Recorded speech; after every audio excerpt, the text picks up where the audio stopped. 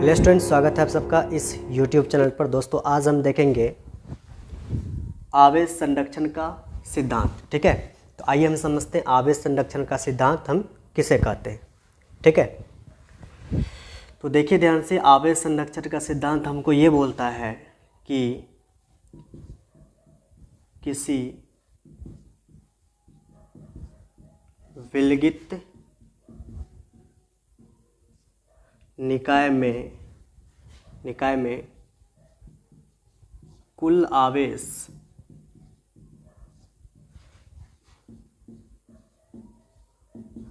संरक्षित रहता है। किसी विलगित निकाय में, ठीक है, कुल आवेश क्या रहता है? संरक्षित रहता है। तो सबसे पहले हम लोग समझेंगे कि विलगित निकाय क्या होता है। ये जो विलगित निकाय है ये क्या होता है, किसे कहते हैं विलगित निकाय। तो आओ हम समझते हैं ये विलगित निकाय क्या होता है। तो देखो ध्यान से, निकाय का मतलब होता है सिस्टम। निकाय का मतलब सिस्टम, और ये जो लगा है विलगित का मतलब होता है कि एक ऐसा सिस्टम, या विलगित निकाय का ये मतलब होता है कि एक ऐसा सिस्टम बनाओ, एक ऐसा सिस्टम तुम बनाओ जिस सिस्टम का बाहरी वातावरण से कोई मतलब नहीं है, उसको हम बोलेंगे विलगित निकाय। ठीक है, उसको क्या बोलेंगे? विलगित निकाय। तो ये जो विलगित निकाय है, निकाय मतलब सिस्टम, ये जो बना है ये तो सिस्टम है, निकाय है, लेकिन इसको बाहरी वातावरण से कोई मतलब नहीं है, इसलिए लगा है यहाँ पर क्या? विलगित। ठीक है, विलगित। तो किसी विलगित निकाय में, तो ये विलगित निकाय है, विलगित निकाय में कुल आवेश क्या रहता है? संरक्षित। किसी विलगित निकाय में कुल आवेश क्या रहता है? संरक्षित। इसका क्या मतलब है समझते हैं। यहाँ पर जैसे हमको यहाँ पर दिया है, मान लो 2 कूलाम, फिर मान लो 3 कूलाम, फिर मान लो यहाँ पर 4 कूलाम। ठीक है, इस विलगित निकाय में यहाँ पर हम चेक करेंगे कि कुल आवेश कितना है। कुल आवेश कैसे लिखेंगे? यहाँ से लिखेंगे हम 2 कूलाम, फिर लिखेंगे हम 3 कूलाम, फिर कितना लिखेंगे? 4 कूलाम। तो जोड़ के कितना हो जाएगा? 4 3 7 2 9 कूलाम। तो कुल आवेश कितना निकला है? 9 कूलाम। ठीक है, अब हम क्या करते हैं, इस विलगित निकाय को, इस सिस्टम को ऐसे पकड़ते हैं और ऐसे पकड़ के ऐसे ऐसे हिला देते हैं। हिलाने के बाद क्या होगा कि इसका आवेश का परिमाण, वैल्यू चेंज हो जाएगा। इस आवेश का परिमाण क्या हो जाएगा? चेंज हो जाएगा। तो कैसे चेंज होगा आओ हम देखते हैं। तो देखो ध्यान से, जैसे हम हिलाए तो ये चेंज हो गया।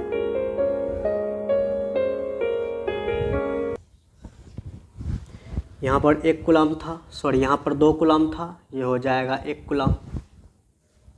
ठीक है, ये हो गया 2 कूलाम, 6 कूलाम। ठीक है, अब हम क्या करते हैं, इस निकाय का आवेश का परिमाण यहाँ पर क्या हो गया? चेंज हो गया। हम क्या करते हैं, इस निकाय का कुल आवेश निकालते हैं। हम इस निकाय का कुल आवेश निकालें तो वो होगा 1 coulomb plus 2 coulomb plus 6 coulomb, जोड़ के आएगा 6 2 8 8 1 9 कूलाम। तो देख सकते हैं कि ये जो विलगित निकाय था, पहले जो था इसमें किसके अंदर कुल आवेश, वो भी 9 कूलाम है। बाद में इसको पकड़ के ऐसे ऐसे हिला दिए, हिलाने के बाद ये जो यही निकाय यहाँ पर हुआ है, सिर्फ इसका परिमाण क्या हुआ? चेंज हो गया। तो इसका जब हम कुल आवेश निकालेंगे तो ये भी कितना आएगा? 9 कूलाम। ठीक है, यहाँ भी 9 कूलाम है, यहाँ भी कितना कूलाम है? 9 कूलाम है। तो यहाँ पर हम बोल सकते हैं कि कुल आवेश दोनों निकाय का क्या रहेगा? बराबर। कुल आवेश क्या है? दोनों का बराबर है। तो यही बात हमको यहाँ बोलता है कि किसी विलगित निकाय, ये विलगित निकाय है, तो किसी विलगित निकाय में कुल आवेश संरक्षित रहता है, मतलब कि बराबर रहता है। संरक्षित मतलब बराबर रहता है, चेंज नहीं होता है। कौन चेंज नहीं होता है? कुल आवेश। कुल आवेश चेंज नहीं होगा। यहाँ पर ये सब आवेश चेंज हो सकता है। देखो चेंज हो गया, 2 से हो गया कितना 1, 3 से हो गया 2, 4 से हो गया 6। तो ये सब आवेश चेंज हो सकता है, लेकिन कुल आवेश कभी भी किसी विलगित निकाय का कभी भी कुल आवेश चेंज नहीं होगा। वो क्या रहेगा? बराबर रहेगा, मतलब कि संरक्षित रहेगा। ठीक है, तो यही है आवेश संरक्षण का सिद्धांत। ठीक है, अब हम आगे भी लिख सकते हैं, अर्थात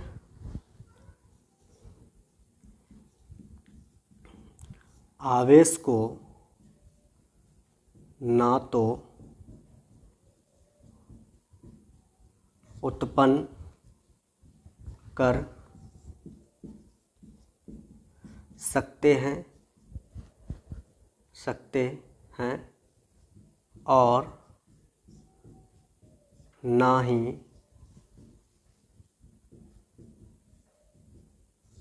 आवेश को नष्ट कर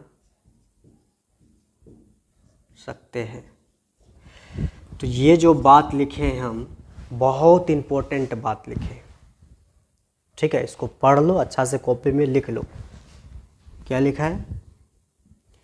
आवेश को ना तो उत्पन्न कर सकते हैं और ना ही आवेश को नष्ट कर सकते हैं। ना ही आवेश को उत्पन्न कर सकते हैं, ना ही आवेश को नष्ट कर सकते हैं। सिर्फ आवेश को एक रूप से दूसरे रूप में बदला जा सकता है। ठीक है, ये जो बात लिखे हैं बहुत इम्पोर्टेंट है। अगर लिख दिया है ना, एक भी नंबर नहीं कटेगा ये बात। ठीक है, तो देखो ध्यान से, क्या बोल रहा है? आवेश को ना तो उत्पन्न कर सकते हैं, सही बात है, आवेश को ना ही उत्पन्न कर सकते हैं और ना ही आवेश को नष्ट कर सकते हैं, ना ही आवेश को ख़त्म कर सकते हैं। ठीक है, नष्ट कर सकते हैं। सिर्फ आवेश को एक रूप से दूसरे रूप में बदला जा सकता है। सिर्फ आवेश को एक रूप से दूसरे रूप में हम क्या कर सकते हैं? बदल सकते हैं। ठीक है, आवेश को ना ही उत्पन्न कर सकते हैं, ना ही नष्ट कर सकते हैं। सिर्फ आवेश को एक रूप से दूसरे रूप में हम क्या कर सकते हैं? बदल सकते हैं। ठीक है, तो ये था। आप चाहे तो इसको भी लिख सकते हैं, आप चाहे तो इसको भी लिख सकते हैं। तो ये था आवेश संरक्षण का सिद्धांत। अब अगर आपको और भी इसके बारे में ज़्यादा समझना है तो एक एग्जाम्पल हम और लेके इसको समझाते हैं। ठीक है, अब हम आवेश संरक्षण के सिद्धांत को एक रासायनिक अभिक्रिया द्वारा समझते हैं। तो देखो ध्यान से, यहाँ पर एक रासायनिक अभिक्रिया लिख रहे हैं। यहाँ पर ये Na है, इस पर प्लस चार्ज है, प्लस यहाँ पर Cl है, इस पर कौन सा चार्ज है? माइनस। ये दोनों मिल गया, यहाँ से प्लस चार्ज, यहाँ से माइनस चार्ज, दोनों एक दूसरे कैंसिल किया, Na और Cl मिल गया, बन गया यहाँ से NaCl बन गया। ठीक है, तो यहाँ पर हम अगर देखें, इसमें देखो ये अभिक्रिया हो रहा है, ये टोटल अभिक्रिया है। ये हुआ अभिक्रिया का पूर्व, इसको बोलेंगे पूर्व। ये अभिक्रिया का हो गया पश्चात। ठीक है, अभिक्रिया का ये हो गया पूर्व, अभिक्रिया से पूर्व, और अभिक्रिया का ये हो गया पश्चात। ठीक है, तो यहाँ पर देखेंगे पूर्व अभिक्रिया के पूर्व एवं अभिक्रिया के पश्चात हम देखेंगे धन आवेश। अभिक्रिया के पूर्व कितना है और यही धन आवेश अभिक्रिया के पश्चात कितना है उसको देखेंगे। ऋण आवेश अभिक्रिया के पूर्व देखेंगे कितना है, यही ऋण आवेश अभिक्रिया के पश्चात देखेंगे कितना है। ठीक है, आओ हम देखते हैं। तो देखो ध्यान से, अभिक्रिया के पूर्व धन आवेश कै ठो है, एक ठो है, तो यहाँ लिखेगा +1। फिर लिखेगा अभिक्रिया के पश्चात, पश्चात मतलब बाद में कितना हो गया, कितना धन आवेश है, धन आवेश कितना है यहाँ पर, इस पर धन आवेश, कोई धन आवेश मतलब 0 है, कोई धन आवेश नहीं है मतलब 0 है। अब देखेंगे पूर्व अभिक्रिया के, ये अभिक्रिया के पूर्व देखेंगे हम ऋण आवेश। तो पूर्व में कै ठो ऋण आवेश, धन आवेश है, ये क्या है ऋण आवेश, कै ठो है, एक ठो है, चिन्ह के साथ लिखो -1। अब यही ऋण आवेश देखो पश्चात, अभिक्रिया के पश्चात देखो ऋण आवेश उधर, तो कै ठो ऋण आवेश है, एक भी ऋण आवेश नहीं है मतलब 0 है। ठीक है, अब हम देखेंगे इसका कुल आवेश। तो देखो कुल आवेश में हम क्या करते हैं दोस्तों, कुल आवेश में धन आवेश और ऋण आवेश को चिन्ह के साथ हम जोड़ते हैं।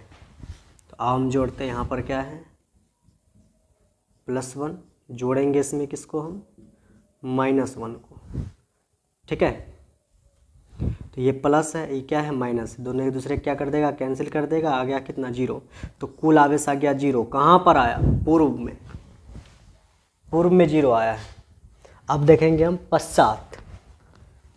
पश्चात देखेंगे, पूर्व में आ गया 0, अब देखेंगे हम पश्चात में कुल आवेश क्या है, यहाँ पर धन आवेश कितना है 0, ऋण आवेश कितना है 0। तो क्या करते हैं, धन आवेश और ऋण आवेश को जोड़ते हैं हम कुल आवेश में, डायरेक्टली यहाँ से कुल आवेश यहाँ निकलेगा। तो धन आवेश 0, ऋण आवेश भी कितना है 0, तो टोटल जोड़ेंगे तो कितना आ जाएगा 0। तो देखो ध्यान से, यहाँ पे अगर हम कुल आवेश को हाईलाइट करें, ठीक है, कुल आवेश को अगर हम हाईलाइट करें तो यहाँ पर देखो कुल आवेश अभिक्रिया के पूर्व 0 है, अभिक्रिया के पश्चात भी कितना है 0 है। तो हम क्या पढ़ चुके हैं, आवेश संरक्षण का सिद्धांत क्या बोलता है कि इसमें कुल आवेश क्या रहता है, संरक्षित रहता है। कुल आवेश क्या रहता है, संरक्षित। तो देखो ध्यान से, कुल आवेश क्या है, बराबर है, बराबर मतलब क्या, संरक्षित। क्या रहता है बोलो तो, संरक्षित, यहाँ पे मिट गया है, संरक्षित रहता है कुल आवेश। ठीक है, तो ये था आवेश संरक्षण का सिद्धांत। अगर आपको ये वीडियो पसंद आया हो तो चैनल को सब्सक्राइब करें, वीडियो को लाइक करें। अगर आपको समझने में कहीं भी दिक्कत होता है ये सब चीज़, तो आप क्या कीजिए, कमेंट कीजिए, फिर से हम इसको बताएंगे। ठीक है, धन्यवाद।